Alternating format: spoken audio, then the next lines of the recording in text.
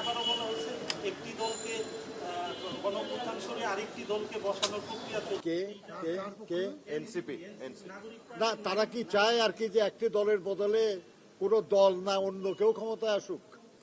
না, আর এই যে বক্তব্যটা, আর একটা দলই তো আসবে। রাজনীতি তো তাই হয়, রাজনীতিতে একটা দল পরাজিত হলে আর একটা দল বিজয়ী হয়। তারা কি বোঝাতে চাচ্ছে এটাতে? এই সম্পর্কে তারা কি মনে করে আর কি যে একটা দল না দেয় কোনো দল না অন্য কেউ ক্ষমতায় আসবে? এনসিপি সম্পর্কে এই যে বক্তব্য আপনি যেটা বললেন, এটা ভালো করে না জেনে বুঝে এটা কোনো উত্তর দেওয়া সঠিক হবে না। এটা দেখতে হবে। এটা হচ্ছে হ্যাঁ, আসলে এবারে তারা কি বুঝাইতে চাচ্ছে কি?